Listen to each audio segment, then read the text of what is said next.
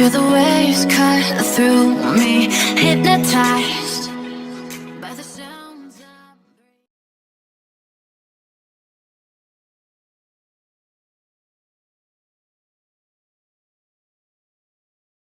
Kumusta yung ating first day of immunization against COVID-19, Yusek? Ilan po ba yung mga nabakunahan sa ginanap na vaccine rollout kahapon? Yes, Yusek Rocky, no, based on our reports, we were able to vaccinate 756 individuals as of yesterday. And nakita naman po natin na medyo mas malaki naman po doon sa ine-expect natin na magpapabakuna kahapon. Ngayon po, we are expecting na mas tataas pa po itong mga numerong ito dahil nadagdagan na rin po yung mga ibang ospital na babakunahan natin sa ngayon. Opo. Sa palagay ninyo, Yusek, bakit biglang dumami po yung bilang ng ating mga health workers na biglang nagpabakuna kahapon? Sa tingin namin, Yusek Rocky, no, yun pong punto na yung ating mga pangunahing mga physicians sa mga kanilang mga ospital ay nagpabakuna nauna, katulad ni na Dr. Godbless, yung atin pong eksperto na si Dr. Edsel Salvania, si Dr. Pamaran po ng ng Tala Hospital. Sa tingin ko ay nakapagbigay din ng kumpiyansa sa ating mga healthcare workers na talaga namang tatanggapin ng ating mga healthcare workers ito dahil kailangan bigyan ng kumpiyansa itong bakuna. Opo. Yusek, nakailang doses po yung nakonsumo natin kahapon at ilan po ang medical workers at ilan naman daw po yung uniform personnel ng AFP at PNP? Yes, ma'am. No? So, yun pong number of doses would be the number of individuals that were provided with these vaccines, and that is 756. Doon po naman sa mga military or the uniformed personnel, we were able to vaccinate around more than 500 po. Ito pong nakapagpabakuna dito po sa mga military hospitals natin. Opo. Ito mga numerong ito, Yusek, nangangahulugan po ba na mataas talaga na kumpiyansa sa COVID-19 vaccine na meron na tayo ngayon sa palagay ninyo, Yusek?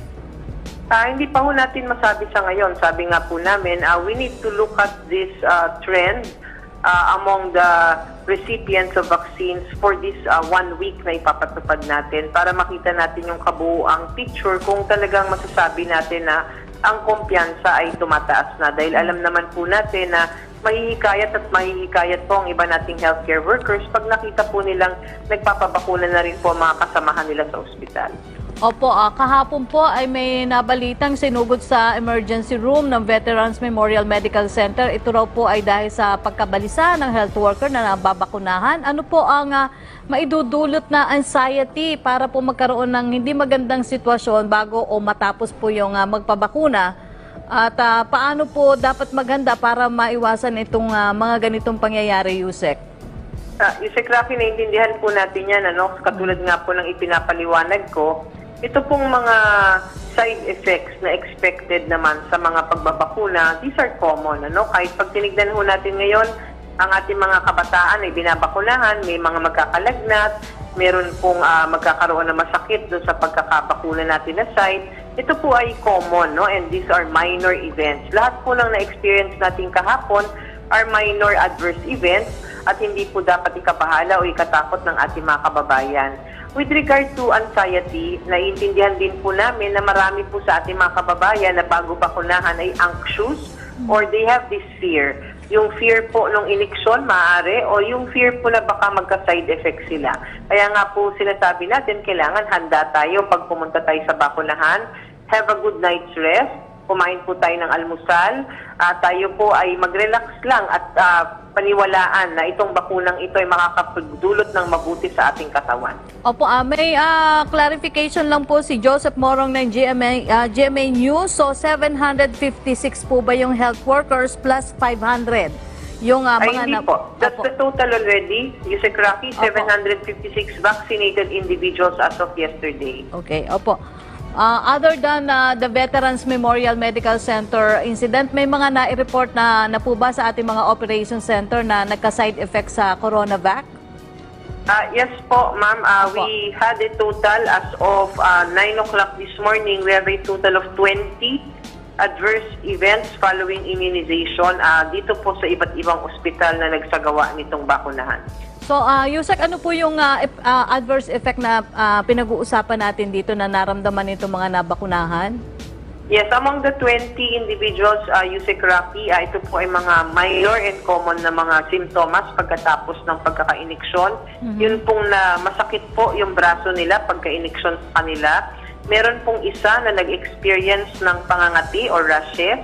Meron pong isa naka-experience ng masakit ang kanyang ulo pagkatapos. Yung isa po ay naka-experience ng parang naduduwal. And yung iba po ay naka-experience ng pagtaas ng presyon. Lahat po sila ay na-monitor. Lahat po sila were managed accordingly. At lahat po sila ay umuwi. Wala pong inadmit sa ospital. Opo. So, paano nyo po babantayan yung mga ganitong pangyayari, Yusek? Pag-uwi nila... Go ahead po. Yes po, Yusek Rocky, we have a specific process for adverse events following immunization kung saan, kaya nga po dun sa protocol, pag kayo ay nabakunahan, kailangan nyong manatili that at least 30 minutes dun po sa vaccination site para i-monitor namin yung baka magkaroon kayo ng immediate reaction. Pagkatapos naman nun, binibigyan na po kayo ng abiso at instructions na sa bahay mag-monitor pa rin tayo. Babantayan po natin sila lahat, hindi lamang po post-vaccination, but we will also monitor them for 1 year kasi alam po natin that these vaccines are still under development. Opo, may tanong po ulit, clarification daw po ulit, Yusek, pasensya na po, from Celerina Monte ng Manila Shimbun. So, 200 plus lang po ba ang health workers na nagpa-vaccinate? Is it too low daw po? Let me just clarify, Yusek Rafi. All of these 756, most of them are healthcare workers. Kaya po natin ginawa dun sa mga military hospitals, katulad ng Veterans Memorial, Viluna, at saka PNP General Hospital, kasi yun po talaga yung primary natin na priority is to vaccinate healthcare workers. So most of this would be healthcare workers po talaga sila. Opo, kailan po makukuha ng mga vaccine recipients sa kahapon yung ikalawang dose nila ng CoronaVac? Ang atin pong scheduled na interval would be 28 days po. So they will be receiving their second dose pagkatapos po nito. Opo, Yusek, gaano daw po katagal bago maubos itong 600,000 doses ng bakuna mula po sa China? Kailangan po natin maintindihan yung 600,000, we divide it by 2. So it is equated na 300,000 doses lang po ang meron tayo because we already have reserved the second dose of all of these individuals who were vaccinated. So ito pong 300,000 na po ito, naka-allocate na po ito sa iba't ibang ospital dito sa Metro Manila, pati po sa Vicente Soto ng Cebu at sa SPMC ng Davao. Kapag po nagkaroon tayo ng mga refusals among all of these identified eligible hospitals, meron tayong tinatawag na quick substitution list kung saan mga tao rin po ng mga ospital within the vicinity of that specific eligible hospital ang kukunan natin para lahat po ng mga nasa ospital ay may matapos na natin here in Metro Manila. Opo, Yusek, willing daw po tumanggap ang mga miyembro ng Private Hospitals Association of the Philippines ng CoronaVac kung hindi ito mauubos sa mga COVID-19 referral hospital ng Department of Health. Mamimigay po ba kayo ng mga doses ng bakuna sa mga private hospitals, Yusek, kung sakali daw po? Definitely, ma'am. They don't have to give us a request. Kasama po sila. Wala po tayong sinisino. It's both public and private. It's both national and local. Lahat po ng mga ospital na eligible ay bibigyan. In fact, I think next week mag-uumpisa na po tayo sa mga private hospital. Okay. Nakarating na po ba sa mga priority group outside Metro Manila yung ibang mga doses, Yusek? At kung nakarating na po, ano-anong lugar po ba ito at para magsagawa ngayon ng vaccination? Hindi pa po, Yusek Rocky, no? Katulad dun sa sinasabi nating prioritization framework, isa po sa pinagbasihan ay ang geographic burden of disease. Ibig sabihin, ang Metro Manila po kasi tayo ang may mga pinakamataas na kaso, kaya po nauna talaga ang Metro Manila. But we will be ruling out to the other regions as soon as the other doses of the vaccines arrive. Opo, yun daw pong issue ng HTAC assessment sa CoronaVac. Bakit hindi pa po natin ito isalang daw sa pag-aaral kahit na donated pa ito at ang unang batch na ito ng bakuna mula sa China para daw po maging kampante ang kalooban ng ating mga healthcare workers na iniiwasan pa rin pong magpabakuna? Yes, pinag-aaralan naman po, no, as soon as the NITAG has received the documents from FDA, natanggap na rin po ng HTAC ang mga dokumento at sila po ay nag-aaral na. Pero kailangan po maintindihan ng ating mga kababayan, HTAC is an economic tool. Ang FDA po pinag-aralan na yung safety at saka efficacy nitong mga bakuna na ito.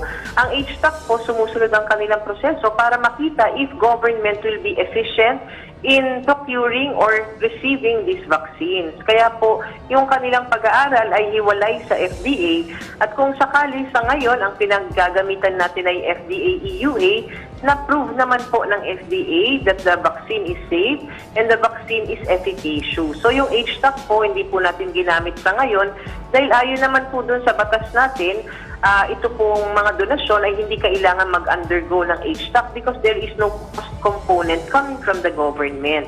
Kaya minabuti ng gobyerno para maipatupad na agad, maproteksyonan na agad ang ating mga healthcare workers. Ituloy na ito kahit wala pa ho yung HTAC.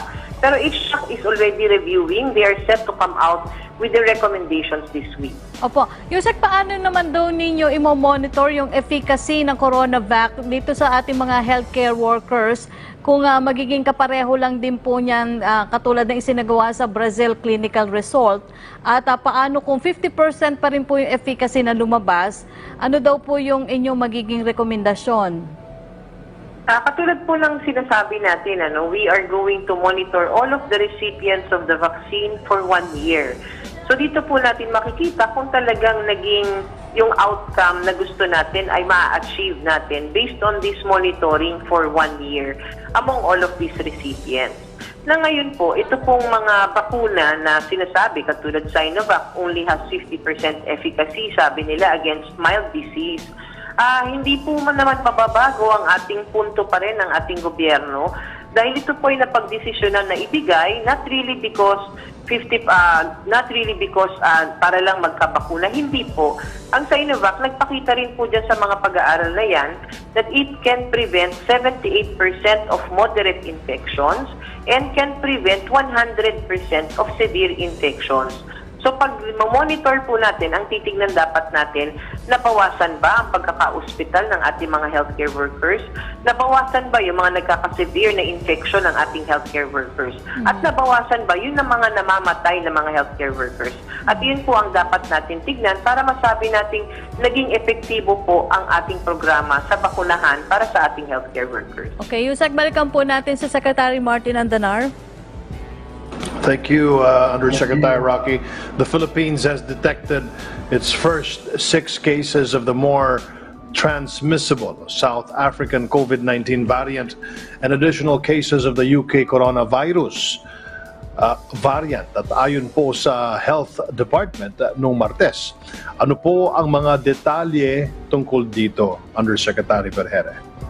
Yes, good morning po, Secretary Andanar. Ngayon po ay nagbigay po tayo ng announcement kaninang umaga that the Department of Health, the national government has detected 30 additional B.1.7 UK variant cases in the country. There is this new detection of the South African variant kung saan meron pong 6 tayong nadiskubre. Ito pong 6 na individuals with the South African variant. 3 po dito ay galing sa Pasay, 2 po ay returning overseas Filipinos na galing sa UAE and Qatar. Yung isa po, bine-verify pa ho natin kung ano po talagang lokasyon siya dito sa Pilipinas. Balikan po natin si Undersecretary Rocky para sa media questions. Salamat, Secretary Martin. Yusek, para naman po sa media question, may tanong po si Red Mendoza ng Manila Times. Tumataas na po ulit ang kaso sa Metro Manila. Ayon sa Octa Research, ano na po yung initial steps natin para hindi na mangyari ang katulad na surge noong August? Tama po yan, Yusek Rocky. Actually, we had been monitoring this trend even for the past weeks. At tayo po ay nagbigay na rin ng information sa ating mga kasamang ahensya. Tayo po ngayon ay nagpapaigting ng mga response ng bawat local government. Makikita po natin ngayon, ang mga local governments are implementing on their own this localized lockdown. para po makita nila kung may clustering of cases. Andyan na rin po yung masugid nating pagbabantay, especially for the detection of the variant so that we can easily contain these infections. At naandyan na rin po yung mga protocol na isinasagawa natin and demand generation activities, katulad po ng pagpapaalala sa ating mga kababayan that we cannot be complacent at this point. They have to continue doing the minimum health protocols. Opo, dagdag pa po niya, kaya pa po ba ng ating emergency rooms ang paglobo ng mga kaso dito sa Metro Manila? Ano na po ang ginagawa natin para ma-prevent yung pagpuno daw po ng mga emergency room? Actually, katulad ng sabi ko, Yusek Rocky, inomonitor na natin for these past weeks at talagang nakakausap na natin ang ating mga ospital. Ang isa naman pong magandang gusto naming ibalita, na bagamat tumataas sa mga kaso, ang ating pong mga ospital ay nasa low risk level pa rin po ng ating utilization. Ibig sabihin, we have enough beds to accommodate if and when tataas pa ng husto ang mga kaso at kakailanganin ng mga ospital. Opo, tanong naman ni Evelyn Quiroz ng Filipino Mirror, more than 700 health workers daw po were inoculated with the coronavirus vaccine during the first day of the country's COVID-19 vaccine rollout using donated doses from the Chinese drug maker Sinovac. 700 daw po is a very small number compared to the target of 1.7 million health workers and an indication of the people's misgivings about the efficacy of the Chinese vaccine. Ano daw po ang masasabi ng Department of Health? Well, I think that is a wrong assumption. First, 1.8 million is the totality of healthcare workers across the country. We are only talking about 6 hospitals here, which we were able to provide the 756 doses of vaccines. And second, ito po ay unang araw pa lang. Kaya nga sabi natin, pag-aralan pa natin ng mga mas masusi for these coming days para makita natin talaga kung mag-a-uptake ba talaga dito sa ating mga healthcare workers, ito pong binibigay natin na bakuna sa kanila. Opo, tanong naman po ni Joseph Morong ng GMA News. Nabanggit nyo na rin naman to kanina, Yusek, pero how do you explain daw po yung presence ng South African variant in the Philippines? And Yusek, may kinalaman po ba itong variant na mga ito dun sa tingin ninyong tumataas na kaso sa bansa? Well, according to evidences, Yusek Rocky, na ang South African variant, the same as with the UK variant, it can also cause a higher transmissibility. Ibig sabihin, mas nakakapanghawa, mas mahahawa ang tao. Malaki ang probabilidad na maari na ito ay nakakatulong sa pagtaas ng kaso dito sa ating bansa. Pero kailangan po natin laging iintindihin na para po makatulong itong variant sa pagtaas ng mga kaso, merong underlying reason. And the underlying reasons would be our compliance to minimum health standards, yun pong ating mobility across our population. So kung atin pong maipapatupad ng maayos ang minimum health protocols at magkakaroon po tayo ng stricter controls ng ating mga local governments, and then kahit po nandiyan yung variant na yan, wala po siyang propensity para pumalat.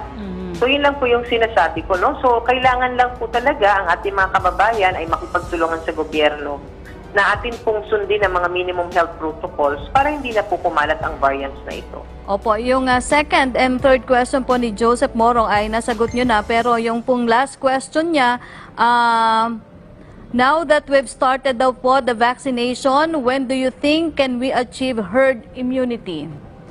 I have explained this a while ago, Yusek Rocky, sa kanila. Ang sabi ko nga sa kanila, ang herd immunity is a long-term goal of our country. Na dadating tayo dun sa punto na gusto natin talaga na magkaroon lahat ng bakuna, the 70%, so that the totality of the population will be immune. Kaya nga po sinasabi ng ating mga eksperto and even Secretary Godbless that all of us has that moral obligation. Kasi kung marami pong magre-refuse ng bakuna, hindi natin ma-achieve itong herd immunity na kailangan para tumigil ang transmisyon ng sakit. Kung kailan natin ito ma-attain, this is a long-term goal and this is dependent on the supplies that will come in from all of these vaccines. Ang ating pong immediate goal ngayon, ang ating tinitignan, ay ma-reduce muna natin ang morbidity and mortalities at mabawasan natin yung mga nauospital, bawasan po natin yung mga namamatay.